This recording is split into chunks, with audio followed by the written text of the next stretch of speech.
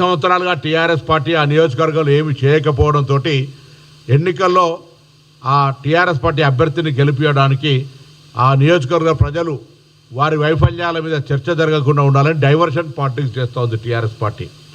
ముందుగా ఓటు చోరీ మీద, అసలు దేశవ్యాప్తంగా ఓటు చోరీ అనే అంశము ఛాంపియన్ ఎవరైనా ఉంటే, ఓటు చోరీ అంశాన్ని లేవనెత్తిన మగాడు ఎవరైనా ఉంటే రాహుల్ గాంధీ గారు.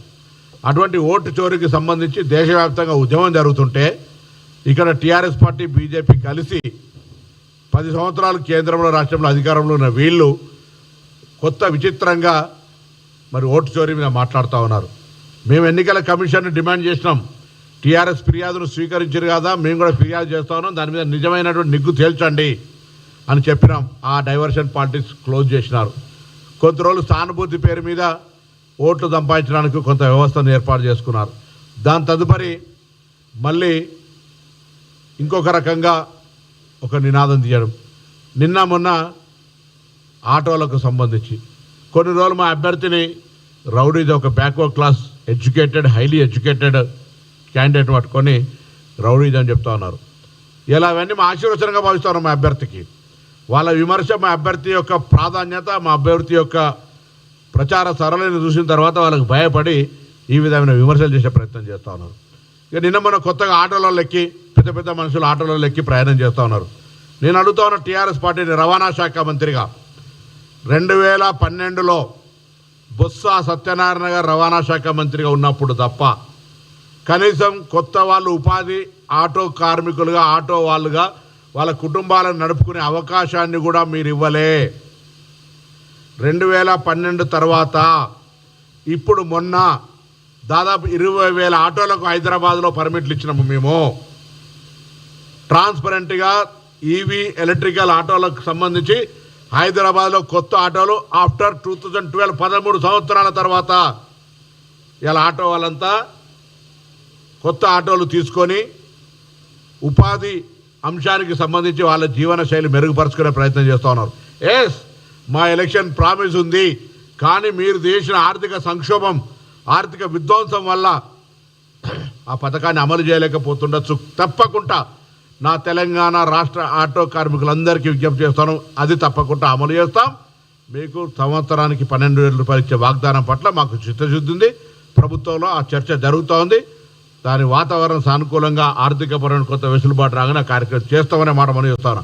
కానీ మీరు అసలు ఉన్నది ఉంచుకున్నది లేనట్టుగా మొత్తంగా ఆటోలకు సంబంధించినటువంటి కొత్త లైసెన్స్ ఇవ్వక, పర్మిట్ ఇవ్వక, కొత్త ఉపాధి అవకాశం ఇవ్వకపోతే 2012లో బొత్స సత్యనారాయణ గారు ఇచ్చిన తర్వాత ఇయ్యాలటి వరకు మళ్ళీ ప్రభుత్వం మేము ఇవాళ ఇక్కడ నిరుద్యోగ యువత ఆటో ఉపాధి మీద ఆధారపడి బతికేటోళ్ళ కోసం కొత్త ఆటోలు ఇచ్చినాం, రండి చూపిస్తాం. అదే కొత్త ఆటోలతోటి ఎన్నడో నాడు మీ నాయకత్వం మీ కార్యాలయం ముందర ర్యాలీ తీసుకొచ్చి మేము కూడా ప్రవేశపెట్టి చూపెడతాం ఆటోలకు సంబంధించి ఏ విధంగా వ్యవహారం జరుగుతూ ఉందో. ఇలా హైదరాబాద్ సంబంధించిన మాట్లాడుతూ ఉన్నారు. Hyderabad brand image, core urban డెవలప్మెంట్కు సంబంధించి రాష్ట్ర వ్యాప్తంగా అన్ని రకాలుగా అభివృద్ధి జరగాలని గౌరవ ముఖ్యమంత్రి గారు మున్సిపల్ శాఖ మంత్రులుగా అనేక రకాల అభిప్రాయాలను తీసుకొని హైదరాబాద్ ఇన్నర్ రింగ్ రోడ్ కానీ అన్ని రకాల అభివృద్ధి కార్యక్రమాలు కొనసాగిస్తూ ఉన్నాం. జిహెచ్ఎంసీ కావచ్చు, మెట్రో వాటర్ వర్క్స్ కావచ్చు, హెచ్ఎండిఏ కావచ్చు, అన్ని రకాల అభివృద్ధికి సమీక్షించుకుంటూ ఉన్నాం. నేను అడుగుతా ఉన్నా, ఇలా టీఆర్ఎస్ పార్టీ నాయకత్వాన్ని పెరుగుతున్న హైదరాబాద్ అవసరాలకు అనుగుణంగా గతంలో మేము Krishna phase 1, phase 2, phase 3, Godavari, Manjira, దాని తర్వాత హిమాయత్ సాగర్ లాంటి నీళ్లను మేము తీసుకొచ్చినమే ప్రజలకు. మీరు ఎన్నడైనా ఒక చుక్క ఎమ్మెల్డీ వాటర్ తీసుకురావడానికి హైదరాబాద్కు 10 సంవత్సరాలుగా మీ ప్రభుత్వం ఎన్నడైనా ప్రయత్నం చేసిందా అని అడుగుతా ఉన్నా.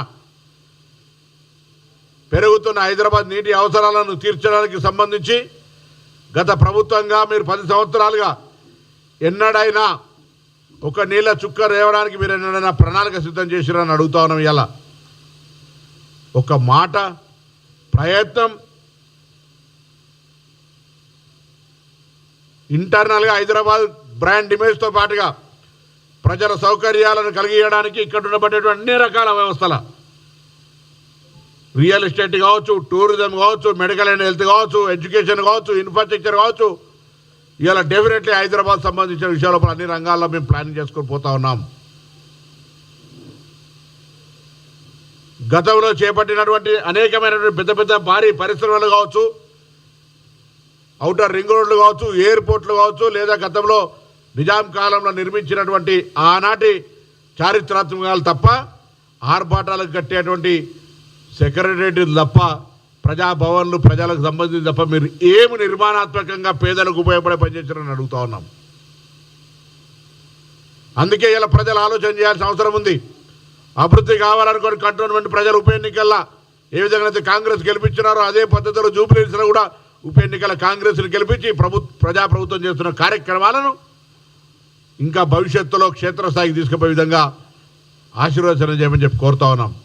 నిరంతరంగా ముఖ్యమంత్రి గారు, మంత్రులు, పార్టీ యావత్తుగా ప్రజల సంక్షేమం కొరకు పనిచేస్తుంది. గ్రామీణ ప్రాంతాల్లో రైతులకు, పేదలకు నెలకు సంవత్సరంలో 3,500 ఇండ్లు, రైతులకు సంబంధించిన అన్ని రకాల సౌకర్యాలు, నిరుద్యోగ యువతకు సంబంధించిన ఉద్యోగాలు, వడ్డీ లేని రుణాలతో మహిళలకు సంబంధించిన అనేకమైనటువంటి సోలార్ ప్రాజెక్టులు, ఇందిరమ్మ క్యాంటీన్లు, ఆర్టీసీ బస్సులు, ఈ విధంగా అనేక రకాల కార్యక్రమాలు చేసుకుంటూ పోతా ఉన్నాం. ఈ సందర్భంలో బట్టగాల్చి మీద వారేసి డైవర్షన్ పాలిటిక్స్కి పరిమితమైపోయి ఓటు చోరీ, సానుభూతి, ఆటోలు, రకరకాల క్యాండిడేట్ పైన విమర్శలు, బర్దాష్కి బాహర్ అనే ఒక బ్యాక్వర్డ్ క్లాస్ అభ్యర్థి మీద ఈ విధంగా ఆరోపణలు చేసేటువంటి ఒక ప్రయత్నం చేస్తూ ఉన్నారు. అందుకే డెఫినెట్లీగా మా ప్రభుత్వం తరఫున ఇంకా హైదరాబాద్ సంబంధించినటువంటి అన్ని కార్యక్రమాల్లో ఎక్కడ కూడా ఇబ్బంది రాకుండా చేసేటువంటి బాధ్యత ఈ ప్రభుత్వంది. అటు సినిమా ఇండస్ట్రీకి బేస్ అయిన జూబ్లీహిల్స్ కావచ్చు, లేదా హైదరాబాద్ సిటీ కావచ్చు, సినీ ఇండస్ట్రీకి సంబంధించి, ఫార్మాసిటికల్